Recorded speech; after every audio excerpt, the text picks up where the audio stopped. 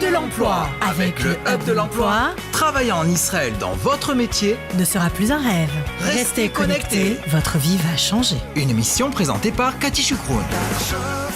Salut à tous, bienvenue aujourd'hui un numéro du Hub de l'emploi un peu particulier parce qu'il aurait très bien pu être transformé en une alias story. Pourquoi ? Eh bien parce que notre invitée, Nicole Tayeb, ici présente, bonjour Nicole. Bonjour. Eh bien, elle a une vie passionnante puisqu'elle vient seulement d'arriver en Israël. Ça fait juste 5 ans, mais avant ça, elle a travaillé pendant 30 ans.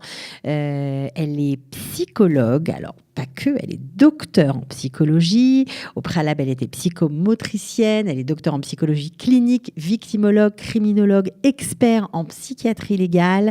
Elle a dirigé, on va dire, la plus grosse pouponnière d'Île-de-France pendant 25 ans, je crois. Voilà, elle a travaillé avec des juges, elle a travaillé avec tout le monde. Enfin bref, elle est bardée de diplômes. Elle a 19 ans d'études universitaires, on peut le dire. On peut le dire. Voilà. Et donc forcément, un beau jour, eh bien, elle a décidé de faire son alias. Elle va nous raconter pourquoi, parce que c'est aussi forcément très intéressant. Et puis, elle a été confrontée à l'administration israélienne et à la galère pour la validation de ses diplômes et pour exercer dans son métier. Le parcours a été long, difficile. Elle va nous raconter. Nicole, alors vous êtes venue à 5 ans sur un coup de tête. Je suis venue sur un coup de tête parce qu'en fait, j'avais pas vraiment le choix. Je suis chômeur Shabbat, chômeur mitzvot. Quand la pouponnière a fermé, j'ai postulé sur beaucoup de postes, puisqu'en 6 mois, j'ai eu 18 propositions de travail. En France, bien évidemment. En France. Et sur ces 18 propositions de travail, aucun ne voulait plus que je ne travaille pas le Shabbat. Alors que pendant 25 ans de votre vie professionnelle, vous n'avez jamais travaillé Shabbat. Aucun problème. Il n'y avait pas de souci. On trouvait toujours des arrangements entre mes collègues et moi pour qu'elle fasse le Shabbat, moi ça le dimanche. Ça arrangeait en fait tout le monde. Et là, tout d'un coup, eh bien, je me retrouvais devant un mur. C'était impossible pour eux de pouvoir comprendre que je ne pouvais pas venir Shabbat, qu'il y avait des risques et tout, alors que les Russes, je les avais assumés pendant tant d'années en tant que directeur. Donc vous êtes dit, puisque c'est ainsi, je m'en vais en Israël. Voilà, je suis partie en Israël en vacances et je ne suis plus revenue. Je suis restée en Israël, en fait, après Sukkot 2012. Et puis, j'ai commencé mon parcours du combattant pour pouvoir travailler ici en Israël. Bah oui, parce qu'on dit toujours qu'il faut préparer l'ALIA, etc. Donc, vous n'aviez rien préparé du tout. Non, et je ne parlais pas l'hébreu non plus. Je savais lire les livres comme ça, avec des points. Des points, mais je ne savais pas un mot, en fait. D'accord, donc ça n'a pas été simple. Donc, pendant que vous commencez le parcours de la traduction, on va dire, de vos nombreux diplômes, vous dites, il faut manger, donc je vais travailler dans un call center. Exactement. Donc, faut bien vivre. Donc, j'ai mis mes années d'études sous mon mouchoir et j'ai travaillé en call center, oui. Pendant 3 ans, j'ai fait des call centers. C'était pas facile. C'était pas mon métier, mais en fin de compte, comme j'ai une capacité d'adaptation assez énorme, j'ai fait avec. Donc oui, j'ai travaillé, j'ai fait plein de choses. Alors qu'est-ce que vous avez fait ? J'ai été trader pendant 6 mois. J'ai vendu des panneaux photovoltaïques, j'ai vendu de la formation pour des coiffeurs. Voilà. Tout ça parce que vous n'aviez pas validé votre diplôme et que vous ne pouviez pas travailler. Non, j'aurais pas pu travailler en tant que psy, ni en tant que rien, parce qu'en plus, je ne parlais pas l'hébreu. Donc, c'était difficile. D'accord. Donc, au bout de 3 ans, oui. Qu'est-ce qui se passe ? Alors, au bout de 3 ans, en même temps que je travaillais en call center, j'ai pas lâché. D'accord ? J'ai fait quand même valider mes diplômes. Et donc, il fallait aussi faire pas mal de démarches, se déplacer, parce qu'il y avait ce papier qui n'était pas bien traduit, ce papier qu'on ne comprenait pas. Donc, j'ai fait valider mon diplôme de psychologue clinicien par l'Éducation nationale en 9 mois à peu près. Une fois que ce papier a été fait, j'ai fait valider le diplôme de psychologue par le ministère de la Santé publique.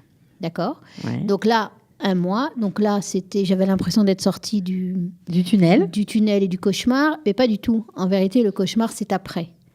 La difficulté, en fait, en Israël, c'est d'avoir l'équivalence de sa pratique clinique Parce qu'en fait, c'est pas du tout les mêmes formations qu'en Israël. Ils demandent l'historique des cours, le contenu des cours. Ils veulent savoir exactement ce que vous avez fait. En pourcentage et tout. Ouais. Moi, mes diplômes datent d'avant la communauté européenne. Donc, c'est encore plus compliqué parce que personne ne savait ce que c'était qu'un DESS, ce que c'était qu'un DEA. J'ai jamais passé de DUG puisque en tant que psychomotricien, je suis passée directement en licence de psychologie. Donc, et ça, c'était en 80. Donc, il fallait que je retrouve cette équivalence. Il n'y avait pas forcément d'informatique aussi à l'époque. Exactement. On ne garde pas forcément tous ces cahiers, tous ces papiers, tout, sauf quand on est obsessionnel comme moi. Donc, comme je suis obsessionnelle, j'ai tout gardé. Donc, j'ai tout retrouvé, mais il fallait chercher. Vous avez tout retrouvé, ça vous a forcément énormément aidé. Oui, j'ai tout retrouvé. Tout, et je pouvais justifier de tout. D'accord ? Mais ça ne m'a pas aidé pour pour la clinique, parce qu'en fait, il y a un frein énorme, parce qu'ici en Israël, vous faites pendant 5 ans des études de psychologue. Et après, vous faites pendant 2 ans des études pour être pour la spécialité. En France, dès la licence, on choisit sa spécialité. Et après 5 ans d'études, on est psychologue. En fonction de ce que vous avez choisi. Donc les systèmes sont très différents, donc forcément ils ne comprennent pas quand on arrive avec des diplômes francophones, notamment en psychologie, la différence, ils ne connaissent pas, donc ils ne savent pas dans quelle case vous mettre et ils ne savent pas comment vous donner une équivalence. On n'a pas non plus les mêmes formations au niveau psychiatrique. Il faut savoir que moi j'ai une formation analytique. Ici, c'était des formations comportementalistes.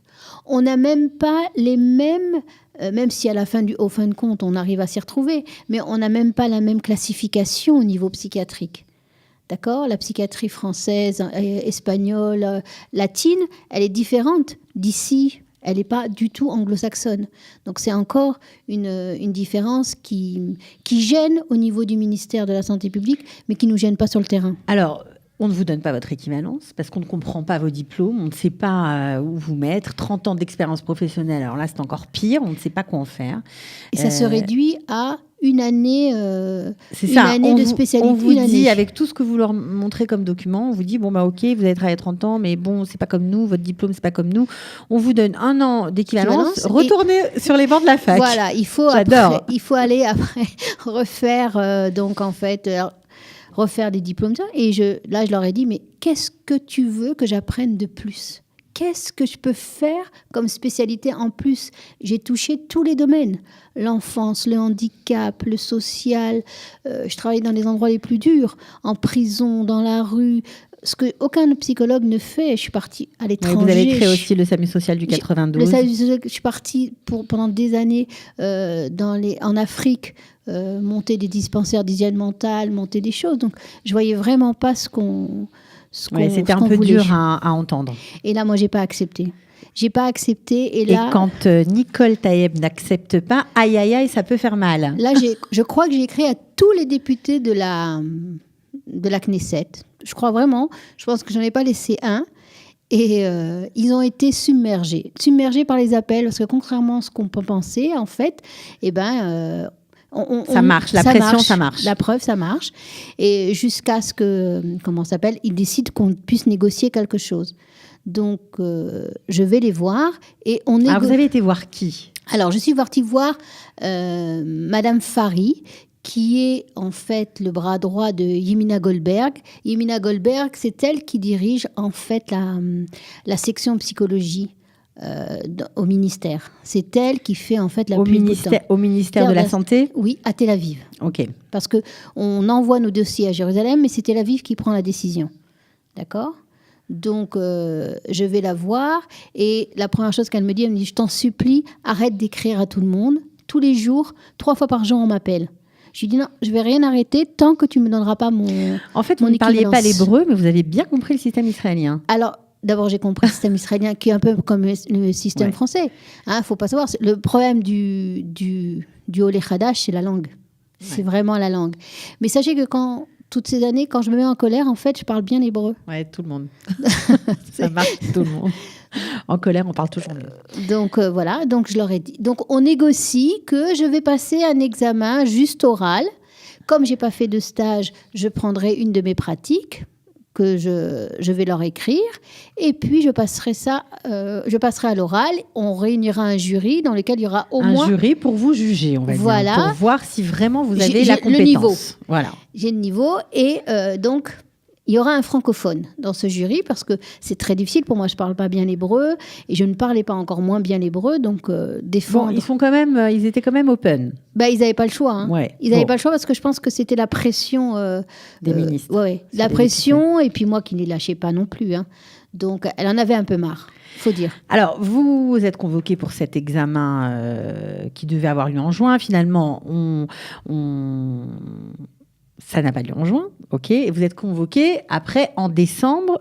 Pourquoi ? Parce que c'est vous qui avez réussi, à l'aide de quelqu'un qu'on aime beaucoup, Esther Blum, c'est vous qui avez réussi à constituer un jury parce que eux n'y arrivaient pas. Ils ne trouvaient pas des gens assez compétents pour pouvoir on va dire, vous examiner, tout simplement. Alors, en juin, je devais passer en juin avec ce jury et dès le mois de mai, avril-mai, comme je voyais que rien ne se faisait, je les appelle et à chaque fois, on nous disait on n'a pas encore réussi à trouver un jury. Donc, effectivement, avec Esther Blum, en juin, on a nous-mêmes envoyé des noms, envoyé des psychologues qui étaient prêts à être ce jury.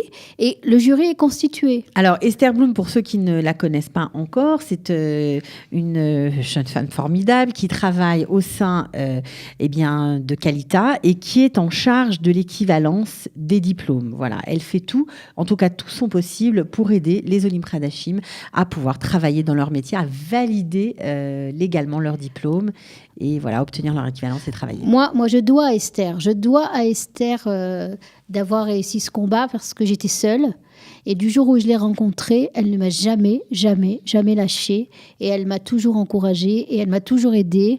Je parlais pas l'hébreu, donc elle faisait l'intermédiaire. Elle n'a jamais... Elle ne compte pas son temps. Non, jamais. Et vraiment, je lui dois tout. Je crois que vraiment, si chacun pouvait rencontrer une Esther Blum, je pense que les Israéliens, le ministère de la Santé plierait beaucoup plus souvent. Eh bien, c'est une déclaration qui va sûrement lui faire chaud au cœur et je me joins à vous parce que j'en ai vu beaucoup comme vous qui lui rendent souvent hommage et c'est bien de rendre compte, de raconter ce qui se passe dans les coulisses. Parfois, il y a des gens qui ne comptent pas leur temps, qui donnent vraiment leur âme pour aider les Olim Pradashim dans le concret, dans le quotidien, dans les syllabus, dans les traductions et gratuitement. Tout à fait. Gratuit parce qu'elle n'avait aucun intérêt à m'aider et pourtant elle l'a fait. C'était pas son boulot à l'époque, elle n'était pas encore à Qualita et donc, mais elle l'a fait. Donc voilà, moi je dois à Esther beaucoup. Et donc en juin, quand le jury doit être composé, la veille de l'examen, on m'annule l'examen. On m'annule l'examen sans réponse. Ça veut dire qu'on vous dit non, c'est pas la peine de vous déplacer, on ne peut pas vous examiner, il n'y a pas d'examen. Exactement, il n'y a pas de jury. On ne vous explique pas pourquoi. Non. Donc, allez, on recommence le combat. Donc, je ne les lâche pas pour avoir une raison. Elle me dit, personne ne me donne de raison. Donc, à ce moment-là, Esther m'avait mis aussi en lien avec un avocat, Ariel Elrich. Même topo qu'Esther, c'est-à-dire des gens qui ne mesurent pas leur temps pour pouvoir nous aider. Lui, il est israélien 100%. Donc, et donc, ensemble, on demande à être reçu au ministère pour savoir ce qu'il en est. Ça ne bouge pas. Donc là, je leur dis, c'est soit je suis reçue, soit je suis examinée, soit vous me présentez devant un jury, soit je vous attaque. Voilà, soit je vous attaque. Et donc, on va avec Ariel... c'est corsé, là. Hein ah oui, mais là, c'était la fin. Hein. Ça faisait 3 ans que je me battais. Et puis, il n'y avait pas de raison. Ça me paraissait tellement fou parce qu'il n'y avait pas de raison. Et injuste. Oui. Mm-hmm. Donc, on se présente. Et cette fois-ci, j'avais exigé de voir le président de la commission des psychologues, puisque c'est lui qui fait la pluie et le beau temps, en fait. Donc, qui ne reçoit jamais personne. C'est quand même un comble.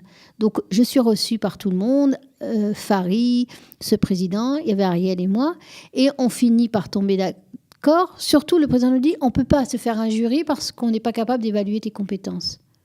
Quand même fou. Mmh. Il est président 30 ans de psychologie. Il n'y avait personne. Il n'était pas capable, ça faisait 32 ans que tu avais 30 ans que tu travailles, on ne sait pas. Donc, on négocie que je travaille pour eux pendant 1 an, un stage, je vois comment ils travaillent, et après... 1 an ou 6 mois ? 1 an. 1 an. Je travaille sans examen final, sans rien, et après ils me donneront... C'est une espèce de mise à l'épreuve, on va dire. Oui, un petit peu pour voir si j'étais vraiment capable et tout. J'avais pas la langue. Mais c'est aussi pour vous permettre peut-être d'acquérir la langue. Peut-être que ça rassure de donner un diplôme de psychologue à quelqu'un qui parle la langue. Ça paraît aussi logique d'un autre côté. Peut-être pour eux, c'était vraiment une fleur qu'ils me faisaient. Voilà, juste 1 an, tu vas voir, tu vas ça. Et moi, j'étais fermée, je voulais absolument pas. Vous n'avez pas accepté ça? Non, j'ai dit non, ça suffit maintenant. Je veux mon papier, ça suffit. Et donc Ariel et Esther m'ont persuadée de essaye, va voir. Allez, avec Esther, on est parti pour chercher des stages. Je parlais pas l'hébreu. Aucun endroit, aucun hôpital ne voulait me prendre. C'est un peu logique. Oui, c'est logique. Donc c'était encore un combat. Et là, on a appelé l'hôpital Herzog. À Jérusalem. À Jérusalem. L'hôpital Herzog, où il y a le professeur Scheffler, qui lui dirige toute la communauté des psychologues. Et il répond à Esther, écoute, moi je veux bien la rencontrer. Je suis sioniste de toute façon et je veux aider ceux qui peuvent être aidés. Il n'est pas francophone, il faut le préciser. Non, il est israélien pur et dur. Et donc, en fait, je le rencontre très, très bien. Et avec... Vous parliez anglais quand même? Non. Même pas? Non, je me débrouille comme je peux avec l'hébreu et tout. Il a été sympa. Très sympa. Il me demande juste si je parle yiddish. Je lui dis, non, moi, ce serait plutôt l'arabe. Mais bon, c'est... Il y avait le psychiatre de la clinique pour la pédopsychiatrie qui était là, qui accepte aussi de me prendre, malgré que je parle si mal. Et en fait, il me dit, voilà, je te donne 3 mois pour faire tes preuves. Pour apprendre l'hébreu. Pour apprendre l'hébreu, faire tes preuves. OK. Donc, je m'en remets à Esther. Elle me dit, mais t'inquiète pas, ça va aller et tout. Et j'ai commencé. Et du premier jour où j'ai commencé jusqu'à aujourd'hui, où je suis encore là-bas, plus en tant que stagiaire, mais en tout cas, je suis encore là-bas, eh ben, je n'ai jamais regretté. Je n'ai jamais regretté. Je crois que c'est extrêmement important, en fait, de faire ces stages. Parce que le milieu israélien, c'est très différent du milieu médical français. À quel niveau? Au niveau humain, au niveau des relations, au niveau de l'intégration. J'ai intégré des dizaines et des dizaines de stagiaires durant 30 années en France. Jamais on les intègre comme ça. C'est-à-dire que du jour au lendemain, vous faites partie de l'équipe et ils ne se posent même pas la question de savoir... De vos compétences, d'où vous venez, si vous comprenez quelque chose à ce qui se passe. C'était en permanence... On est jeté dans le bain, quoi. Oui, complètement. Mais les gens à côté de vous, quand même. Les gens qui vont vous parler, qui vont vous aider, qui vont vous désangoisser parce que vous parlez pas. C'est une société beaucoup plus humaine. Oh oui. Il n'y a pas, vraiment. Alors, ou bien je suis tombée dans un stage extraordinaire, mais en tout cas, je vois bien tous les stagiaires qui passent ici ont le même résultat. C'est vraiment un endroit important. Et c'est vrai qu'en fait, je suis confrontée tous les jours maintenant à la façon dont ils travaillent. Je ne travaille pas du tout comme eux, mais ça ne leur pose pas de questions. Au contraire, mes résultats à moi étant beaucoup plus positifs que les autres, ils essayent de comprendre comment je fonctionne et comment on fait. Et ça se passe très bien. Alors, vous dites que vous n'avez aucun regret. Pourtant, lorsque vous étiez en France, vous gagniez très bien votre vie. On peut le dire. Oui, oui. Je gagnais 7 000 € net par mois. OK. Et lorsque vous êtes arrivé en Israël, vous gagnez 7 000 shekels par mois. Ouais. Ok, donc c'est quand même des choses qui sont à prendre en compte, mais oui. Il faut préciser que c'est temporaire, c'est transitoire, parce que les choses reviennent après. C'est ça. Je crois qu'il faut bien comprendre qu'on a besoin de vivre. On a besoin d'une parnassa, quelle qu'elle soit. Donc je crois qu'il faut vraiment... les call centers, c'est pas génial, mais en tout cas, ça nous permet de rencontrer des gens. Et puis, ça nous permet à un moment donné de pouvoir gagner sa vie. Voilà. Et c'est tout ce qu'il faut. Et aujourd'hui, après cette année donc passée au sein d'Herzog, ils vous ont tellement apprécié qu'ils vous proposent même de créer éventuellement un poste pour vous. Donc les choses, ça rebondit, on retrouve son statut. Il faut juste un peu de patience. Exactement. Aujourd'hui, moi je suis maintenant psychologue clinicien complètement reconnu. J'ai mon cabinet privé, je travaille pour les Merouchedet, je travaille pour la Clalit. Je vais peut-être continuer à travailler pour Herzog. Pour Herzog, j'ai postulé dans différents autres endroits où on étudie ma candidature. Donc voilà, je pense que oui, il y a beaucoup d'espoir en fait. Et aujourd'hui, je travaille pour un pays que j'aime, des gens que j'aime en fait. Donc je suis contente. Vous regrettez de ne pas l'avoir fait avant, ce pas? Ou c'était juste le moment? Je ne sais pas si je regrette de ne pas l'avoir fait parce que j'avais pas conscience que je pouvais être heureuse ici en Israël. Je suis née en France, j'ai vécu en France pendant 50 ans quand même. Je ne suis pas une jeunette. Donc, je ne sais pas si je regrette de ne pas l'avoir fait avant, mais je ne regrette pas de l'avoir fait en tout cas. Eh ben, en tout cas, vous avez une histoire passionnante. On est ravis qu'il y ait des gens, que vous ayez trouvé des gens sur votre chemin pour vous aider. Et puis peut-être que ça donnera envie à d'autres psychologues qui pensent que c'est impossible de travailler en Israël lorsqu'on est installé psychologue depuis des années. Ben voilà, vous êtes la preuve vivante du contraire. Il faut juste beaucoup d'acharnement. On a créé 2 pages Facebook justement pour les psychologues francophones. Un réseau de psychologues francophones où il y a des Israéliens et des francophones et on échange toutes nos vos astuces, vos trucs, voilà, vos bons pour plans pouvoir pour aider. faciliter la lien. Et Formidable. il y a psychologue français. Ah, ça s'appelle comment? Alors l'un s'appelle Réseau des psychologues francophones et l'autre psychologue français. Et là, tous les psychologues qui veulent avoir des renseignements, qui veulent avoir des aides, eh bien, chacun s'entraide. Donc c'est pas mal parce que vous savez que le milieu du psychologique, c'est quand même des gens qui sont solitaires, qui se mêlent jamais, qui veulent toujours être seuls. Il n'y a pas d'union. Je faisais partie du syndicat des psychologues en France, par exemple. On était 2 tondus et 3 pelés. Ici, c'est pas comme ça. Donc là, non. Là, il y a vraiment un réseau d'aide et ces 2 pages Facebook permettent à tous ceux qui veulent d'y croire. Qui veulent faire le pas, d'y croire. L'ALIA, c'est possible. Oui, l'ALIA, c'est possible. C'est possible. Il faut juste être courageux et endurant. Merci beaucoup, Nicole De rien. Taillette, d'être venue. Et bravo. Et longue route. Revenez nous voir quand vous serez peut-être dans la police ou je ne sais pas, criminologue. On ne sait pas. On verra. OK, merci beaucoup. Merci. Au revoir.